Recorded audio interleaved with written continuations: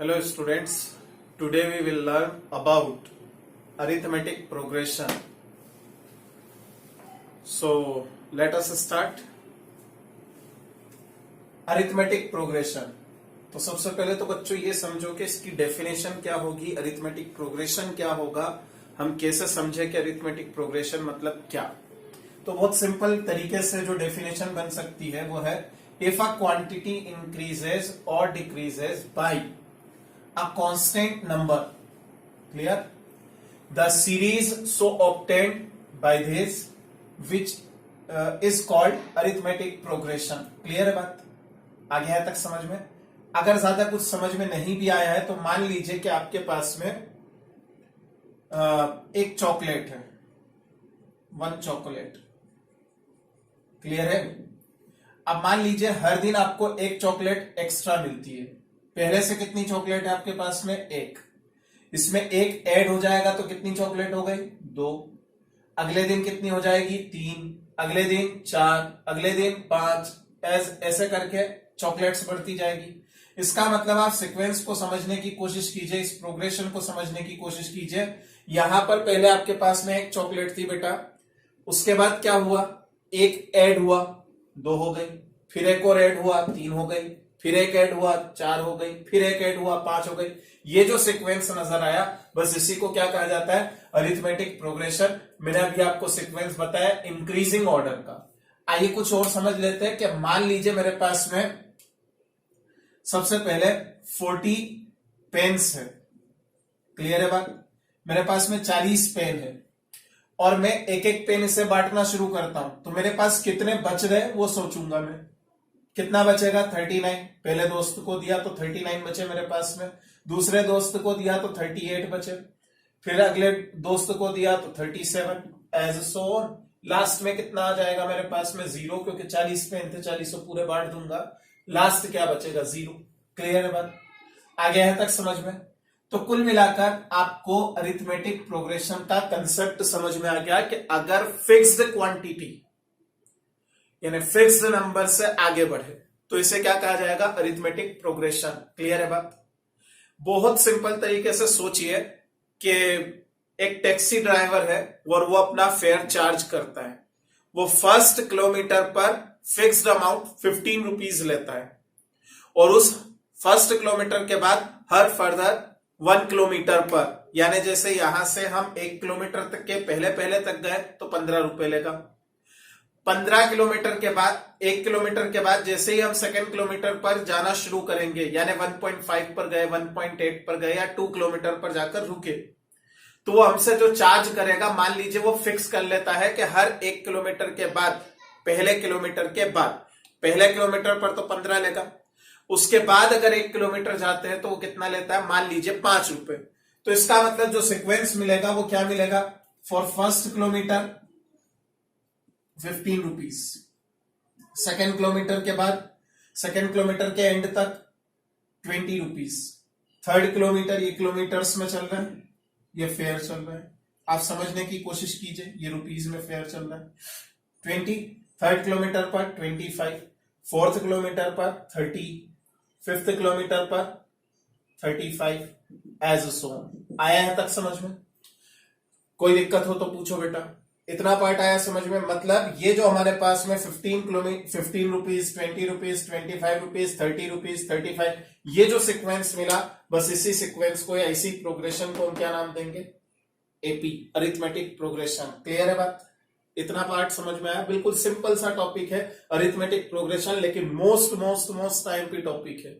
आप ये मान के चलिए कि जितनी भी एग्जाम्स होती है कॉम्पिटिटिव लेवल की, या 10th या 11th बोर्ड की, 10th की बोर्ड की एग्जाम या और भी 11th क्लास की एग्जाम, उसमें मोस्ट टाइम की चैप्टर होता है ये। समझने की कोशिश कीजिए, आगे है तक समझ में? तो बच्चों देखिए, आपको अरिथमेटिक प्रोग्रेशन क्या होता है ये तो बिल्कुल पिक्चर क्लियर हो गई। अब सवाल ये पैदा होता है कि अरिथमेटिक प्रोग्रेशन में अगर एक सीक्वेंस दे रखा है या एक कोई सीरीज दे रखी है हमें नंबर्स की, हम कैसे पता लगाए कि ये अरिथमेटिक प्रोग्रेशन में है या नहीं है? ठीक है ना, ये मेन उद्देश्य होना चाहिए हमारा। तो ध्यान से देखिए, मैं यहां पर कुछ सीक्वेंस लिख रहा हूं, 3, 5, 7, 9, 11, एज सोन, या कुछ और भी सीक्वेंस लिख रहा हूं, 4, 10, 16, 22, 28 एज सोन। अब ये पता करना है कि ये अरिथमेटिक प्रोग्रेशन में है या नहीं है। इसको पता करना बहुत आसान है। देखो कैसे, सबसे पहले आप क्या कीजिए, दो कंसेक्यूटिव टर्म का डिफरेंस निकालते जाइए। अगर दो कंसेक्यूटिव टर्म का डिफरेंस सेम आने लगे, ये देखो ये फर्स्ट टर्म, ये सेकंड टर्म में से फर्स्ट टर्म माइनस कीजिए, कितना आया 2, या 7 माइनस 5 कीजिए, कितना आया 2, 9 माइनस 7 2, 11 माइनस 9 2, यानी ये जो इंक्रीजिंग ऑर्डर है बाय 2 इंक्रीज हो रहा है। इसका मतलब ये कॉमन फिक्स्ड नंबर से इंक्रीज हो रहा है, इसका मतलब ये एपी है। अब आइए इसको समझते हैं। 4, 10 माइनस 4 करेंगे तो इसी तरीके से 6, 16 माइनस 10 6, आ रहा है समझ में बेटा। 22 माइनस 16 6, 28 माइनस 22 6, इसका मतलब ये भी एपी है।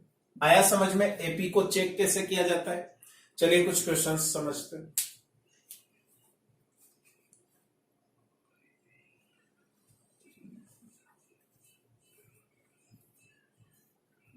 तो देखिए बच्चों, यहां पर आपको क्या करना है, कुछ सीक्वेंस दे रखे हैं, है ना, सीरीज दे रखी है ये वाली।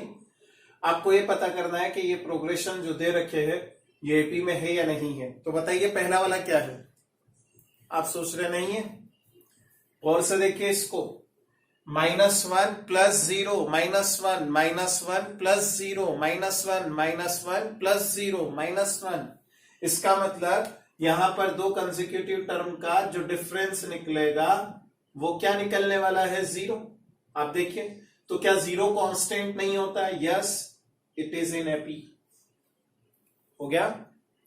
अब आप समझिए, यहां पर 2 माइनस 0 2 निकला, लेकिन यहां 0 माइनस टू आएगा। Mind it, not in AP, ये एपी नहीं है। ठीक है, ध्यान से देखिए 1 1, अब 1 1 के बाद यहां पर 1 2 आ गया, फिर देखिए यहां पर 2 2 आ गया, ये एपी नहीं है। क्यों नहीं है, समझने की कोशिश कीजिए। 1 माइनस 1 0, 2 माइनस 1 1 आ गया, तो 2 माइनस 2 0, क्या कांस्टेंट डिफरेंस है? नहीं है ना, तो ये एपी नहीं है। आप समझिए 22 माइनस 11 कितना आएगा, 22 माइनस 11 11 आएगा। 33 माइनस 22 वापस से 11 आएगा, देखो 11 आ रहा है कांस्टेंट, एपी है। 1/3 1/2, अगर डिफरेंस निकालने बैठेंगे आप तो ऐसा निकलेगा 1/3 माइनस 1/2 दैट इज -1/6। और अगर आप 1/4 और 1/3 का डिफरेंस निकालेंगे तो क्या 1/6 आएगा? नहीं जी, ये तो -1/12 आ जाएगा, which is not in AP. आया समझ में? तो ये भी एपी नहीं है। क्या ये एपी है? देखिए 2 2 4 4 माइनस 2 2 आया, 2 2 4 4 2 8 8 माइनस 4 कितना आएगा? 4 आएगा। ये भी एपी नहीं है। मैं लिखकर समझाता हूं, देखिए समझिए। 2 और ये 4 माइनस 2 2 आ गया, देखो 2 की पावर 2 है ना, तो 2 पावर 2 मतलब 2 2 4 4 माइनस 2 2 आया। इसी तरीके से देखिए 2 पावर क्यूब 3, इसका मतलब 8 माइनस 4 2 आया क्या? नहीं है, तो 4 है। 4 है तो इसका मतलब क्या ये इक्वल है? नहीं है ना इक्वल, बस ये एपी में नहीं है। अब आप इसे समझिए, क्या ये एपी में है? पॉज कीजिए वीडियो को और सॉल्व करने की कोशिश कीजिए। आइए समझते हैं। ये देखिए √3, ठीक है। आप देखिए 12 को क्या लिख सकते हैं, 2√3। समझ में आया कैसे? ये 12 लिखा, 2 6, फिर 2 लिखा, 3 3 1। देखिए 2 का पेयर बाहर, अब मैं नहीं लिखूंगा। यहां ध्यान दीजिए, √27 क्या लिखेंगे इसको? 3√3 लिखेंगे ना। 48 को क्या लिखेंगे? 4√3। अब आप देखिए डिफरेंस अगर निकालने बैठेंगे तो क्या आएगा, 2√3 माइनस √3, 2√3 माइनस √3 क्या आएगा डिफरेंस, √3, 3√3 माइनस 2√3 डिफरेंस क्या आया, √3। इसी तरीके से आगे तक देखिए आप, √3 कॉमन डिफरेंस है, इसका मतलब yes it is in AP. आगे यहां तक समझ में, देखिए -6, 0, 6, 12, 18, देखते से ही पता चल रहा है 0 माइनस माइनस प्लस 6 आ गया, इन दोनों का डिफरेंस 6। पहले बाद वाला नंबर, फिर उसमें से जस्ट पहले वाला नंबर, ये वाला नंबर उसके पहले वाला नंबर, 6 माइनस 0 क्या आएगा, 6।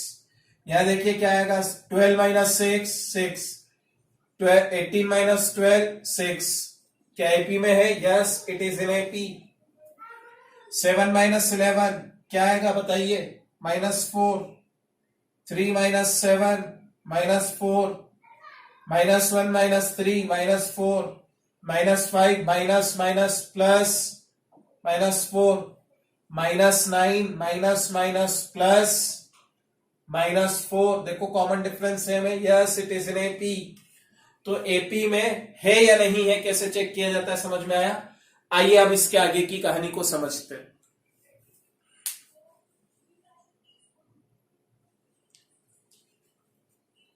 देखिए बच्चों, अगर मान लीजिए मेरे पास में कोई एपी है, मैंने लिखा 7, 11 है ना, 4 4 का डिफरेंस, 4 से बढ़ाते जा रहा हूं, 4 से इंक्रीज कर रहा हूं, है ना, 7, 11, 15, 19 एज सोन।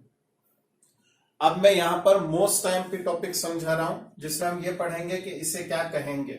ये कौन से नंबर का एलिमेंट है, फर्स्ट नंबर का, ये सेकंड नंबर, ये थर्ड नंबर, ये फोर्थ नंबर, एज सो। ये क्या हुआ, ये कौन सा नंबर, विच टर्म, इसे क्या कहा जाएगा, विच टर्म, मतलब ये टर्म को रिप्रेजेंट करेगा। किसे रिप्रेजेंट करेगा, टर्म। अगर मैं आपसे कहता हूं कि 19 is an element of the given AP, then which element is 19 या विच टर्म इज 19, तो आप क्या लिखेंगे, 4।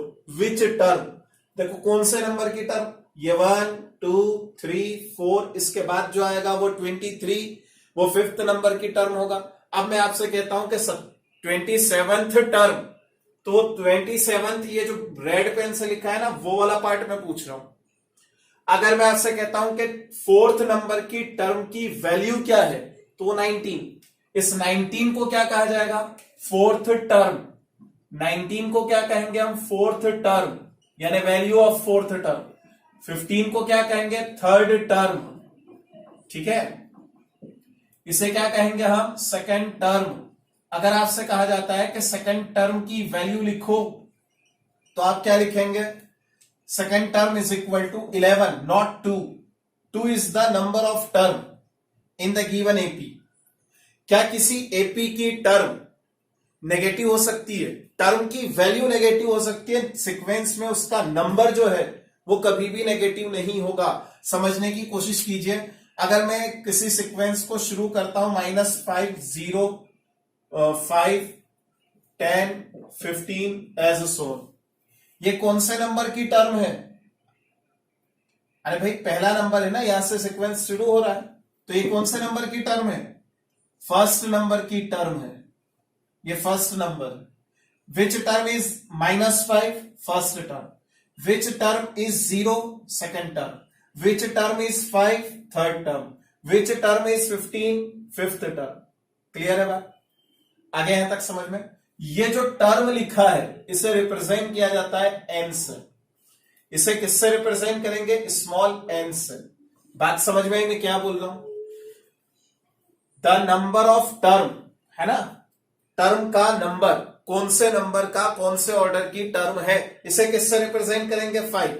जैसे आपके क्लास टीचर जब अटेंडेंस लेते हैं तो बोलते हैं ना, roll number 1, roll number 2, roll number 3, roll number 5। जैसे रोल नंबर 5, मान लीजिए भारती का रोल नंबर है, कोई भारती नाम की बच्ची है, उसका रोल नंबर क्या है, 5, तो सीक्वेंस में फिफ्थ नंबर पर है।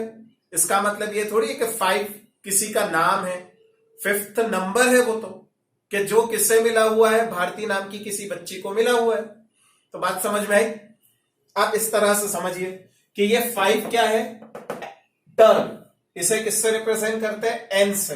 अगर मैं स्मॉल एन लिखूंगा तो इसे क्या पढ़ेंगे हम, number of term, number of terms. बात समझ में आई। ये है नंबर ऑफ टर्म, इसे क्या कहेंगे, नंबर ऑफ टर्म।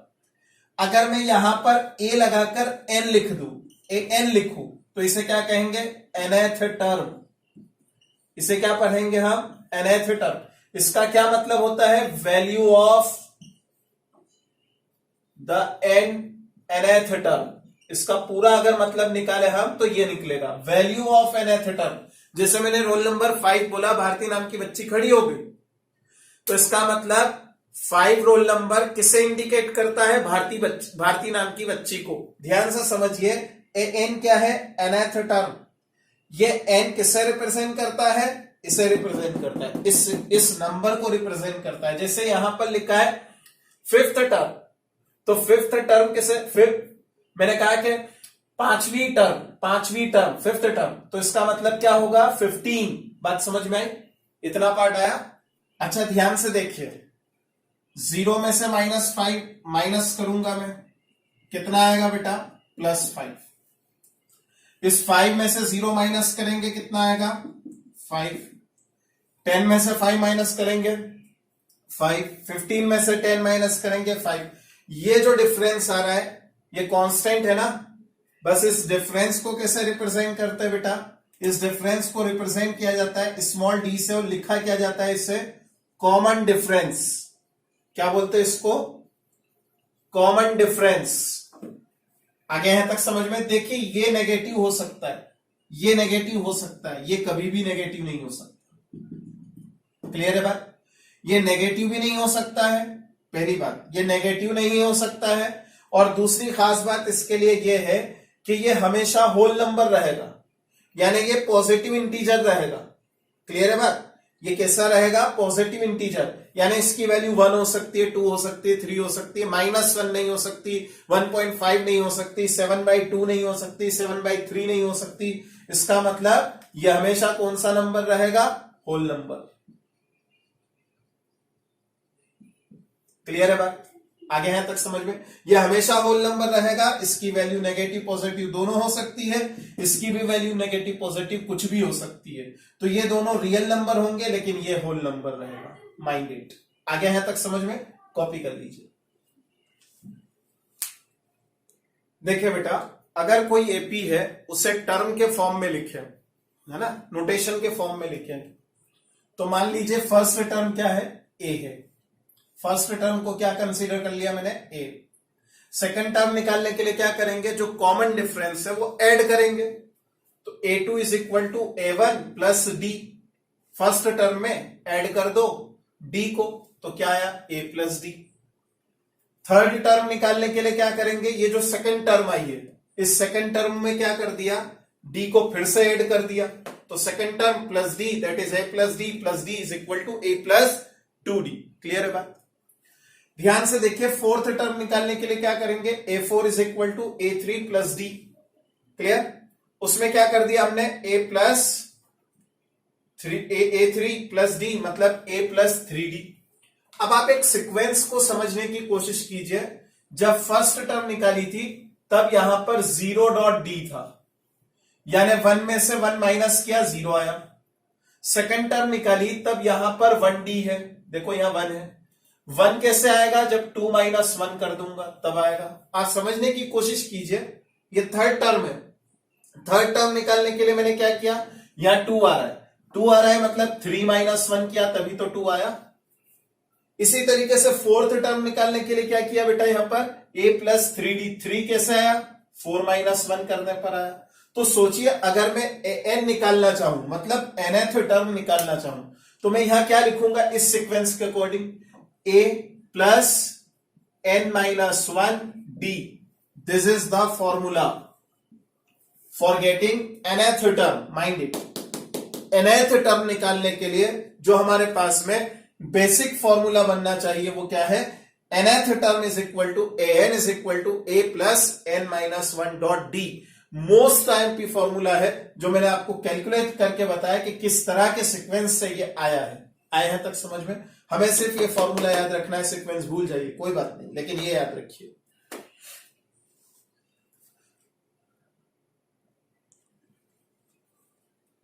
देखिए बच्चों, क्वेश्चन है, बहुत सिंपल सा क्वेश्चन है, जो हमने पढ़ा उसी के बेस पर क्वेश्चन पूछा गया है। क्वेश्चन ये है कि which term, sorry, find 26th term of the AP 7, 10, 13, 16 as so on. तो बताइए बेटा मुझे यहां पर कि फर्स्ट टर्म क्या है, यहां पर सॉल्यूशन देखते हैं इसका। फर्स्ट टर्म क्या है यहां पर, ए कितना है? देखिए पहली टर्म 7, ये 7 आ गई बेटा। बताइए कॉमन डिफरेंस क्या है? देखिए 10 माइनस 7 कर सकते हैं, 13 माइनस 10 कर सकते हैं, 16 माइनस 13 कर सकते हैं, जो आपको ठीक लगता है। तो 10 माइनस 7 किया, 3 आ गया। तो कॉमन डिफरेंस आ गया हमारे पास में 3, ए आ गया हमारे पास में 7। अच्छा बताइए यहां पर 26 क्या है? ये 26 n नहीं है ना n? देखिए 26 क्या है? n। अब हमें क्या करना है? an निकालना है, कैलकुलेट क्या करना है? an। अब an कैलकुलेट कर लो, पहले फॉर्मूला लिखते हैं, a plus n minus one D. आगे यहां तक समझ में? अब ध्यान से देखिए, an is equal to a plus n minus one dot D, ये वैल्यूज है, सब्सटीट्यूट करो, आंसर निकालो, बहुत सिंपल सा काम है। देखिए an यानी a 26 नंबर की टर्म, 26 टर्म आया समझ में? 26 टर्म का कैलकुलेशन कैसे होगा? ए की जगह पर हम क्या लिखेंगे? 7। ये 7 लिखा मैंने, ए की जगह पर 7 लिख दिया। देखिए प्लस करेंगे, एन की जगह पर क्या लिखेंगे? 26 लिखा है यहां पर, 26 माइनस 1 मल्टीप्लाई, डी की जगह पर क्या लिखेंगे? कॉमन डिफरेंस कितना है? 3। सॉल्व कर लीजिए तो 7 plus 26 minus 1 25 multiply 3, 7 as it is, plus 25 3 जा 75, 75 plus 7 82। This is the answer. यानी 26th नंबर की टर्म क्या आ गई? दैट इज 26th टर्म क्या आ गई हमारे पास में? 26th term 82। आया बेटा समझ में? कॉपी कर लीजिए।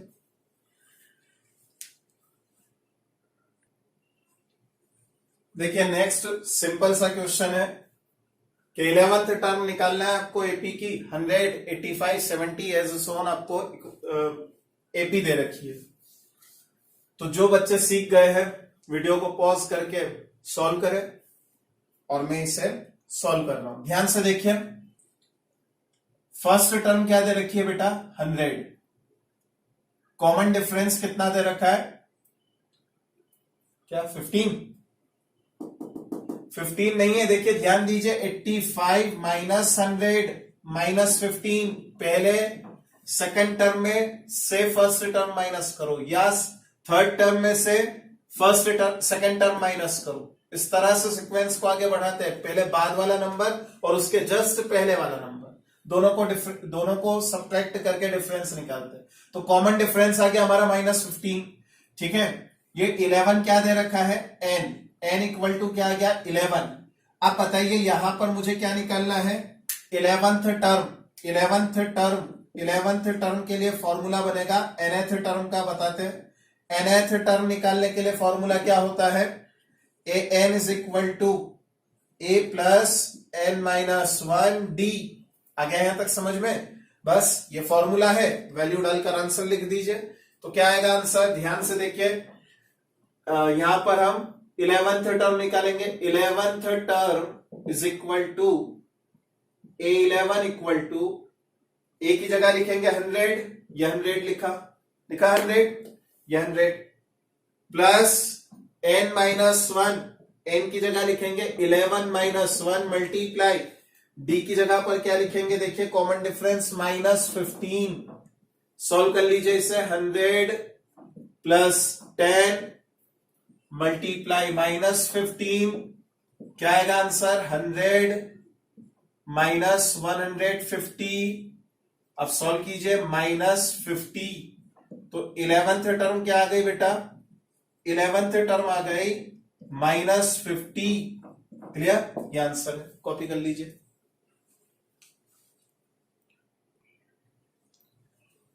देखिए नेक्स्ट क्वेश्चन बहुत सिंपल सा है। Which term of the AP 3, 8, 13, 18 as so on is 78।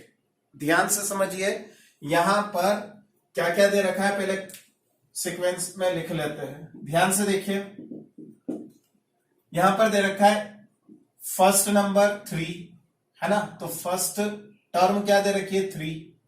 Common difference निकालने के लिए क्या करेंगे, 8 माइनस 3 करेंगे तो क्या आएगा 5। आया समझ में बेटा, 8 माइनस 3 5। अब कॉमन डिफरेंस हमारे पास में ए है हमारे पास। क्या 78 का टर्म का नंबर पता है कि कौन से नंबर की टर्म है, वही तो पूछा है। इसका मतलब एन नहीं दे रखा है लेकिन ए एन दे रखा है और वो क्या है 78। तो करना क्या है, बहुत सिंपल सा काम है। देखिए ध्यान दीजिए, nth टर्म का फॉर्मूला लिखिए। nth टर्म कैसे निकालते हैं, A N is equal to A plus N minus 1 D. निकाला। यहां पर एन की जगह पर लिख दीजिए 78।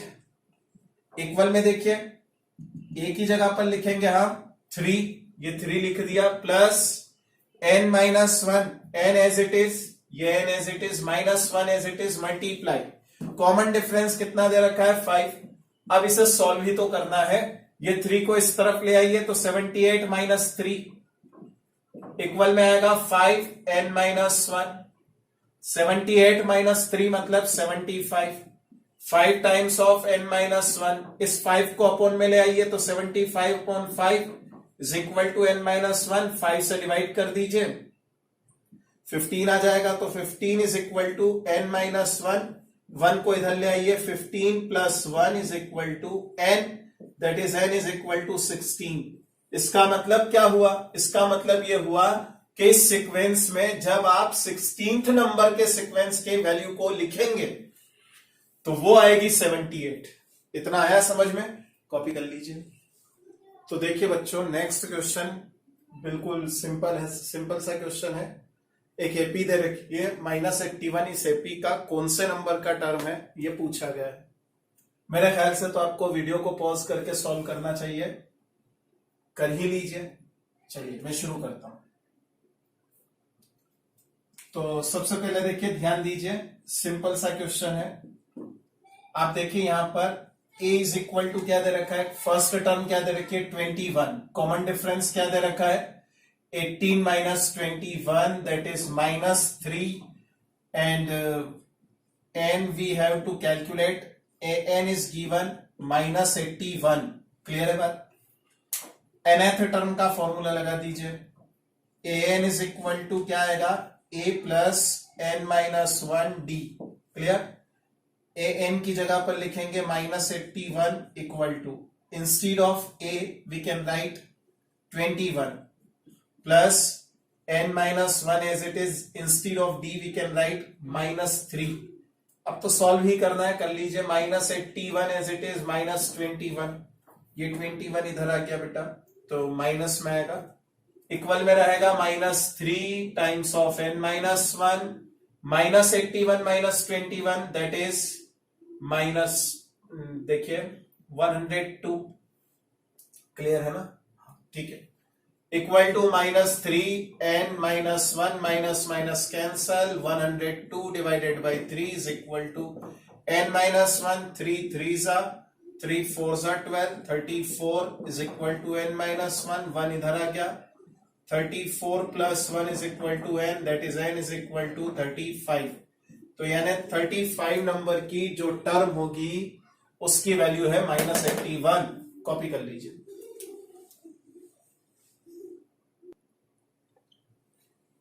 देखिए नेक्स्ट क्वेश्चन थोड़ा सा ट्रिकी है, लेकिन इतना भी नहीं कि हम इसे सॉल्व ना कर सके। An AP consist of 50 terms of which third term is 12 and the last term is 106, find the 29th term. Simple सी बातें हैं, दो टर्म दे रखी है। आइए समझने की कोशिश करते हैं इस तरह के क्वेश्चंस को, है ना। हमारे पास में सबसे पहले थर्ड टर्म दे रखी है, लेट, कुछ कंसीडर कर लीजिए पहले, let the first term and common difference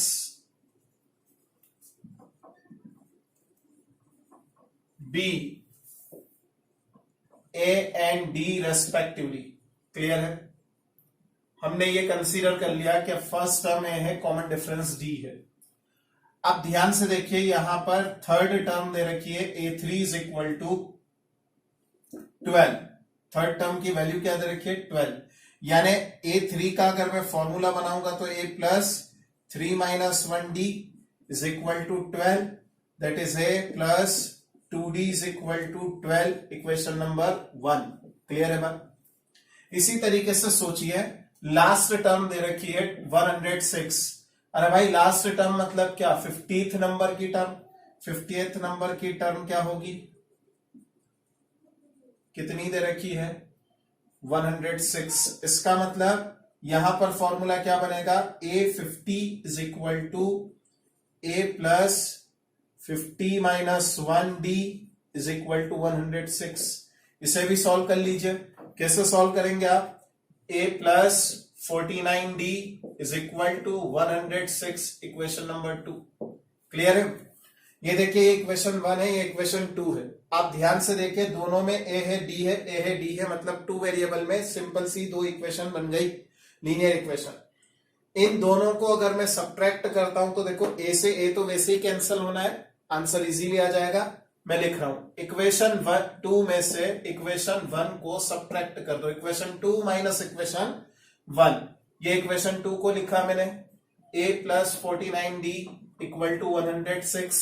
equation 1 को लिखते हैं, A plus 2D is equal to 12। ये देखिए, A plus 2D is equal to 12। Clear? इन दोनों को सब्ट्रैक्ट करना है, कर दीजिए। साइन चेंज होंगे, सब्ट्रैक्ट कर रहे हैं, ये नेगेटिव साइन है, नेगेटिव, ये नेगेटिव, ये भी नेगेटिव, ऐसे एक आंसर। 49 माइनस 2 कितना आएगा? 47D। इक्वल में क्या आएगा? देखिए, 106 में से 12 माइनस कर दीजिए, 94। तो D इज इक्वल टू कितना आ जाएगा? 94 डिवाइडेड बाई 47। 47 2 जा, यानी D की वैल्यू क्या आ गई? 2। D आ गया हमारे पास में 2। पहले इसे कॉपी कर लीजिए।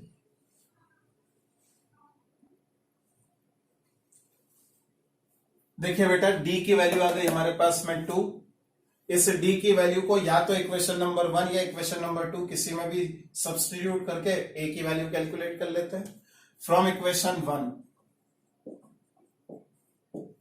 ध्यान से देखिए, A plus 2 multiply 2 is equal to 12। Instead of D we can write 2, that is 2 2 4, 4 उधर जाएगा, 12 minus 4, that is A is equal to 8।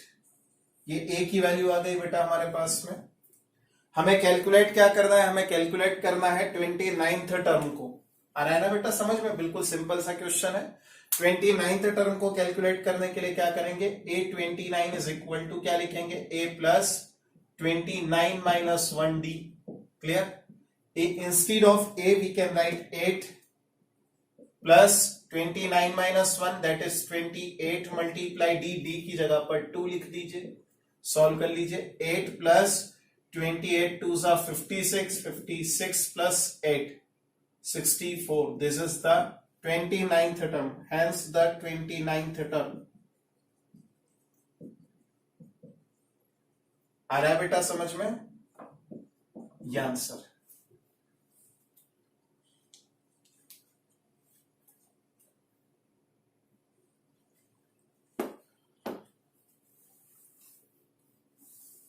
Hope you have enjoyed this session and learned something. So आगे के questions आप practice कीजिए अपनी book से, text book से, NCERT book. जो भी डिफिकल्टी आती है आपको उसके प्रॉब्लम सॉल्व करने में, कमेंट में मुझे सेंड कीजिए। अगला वीडियो में उस पर बनाऊंगा। ठीक है? Thank you.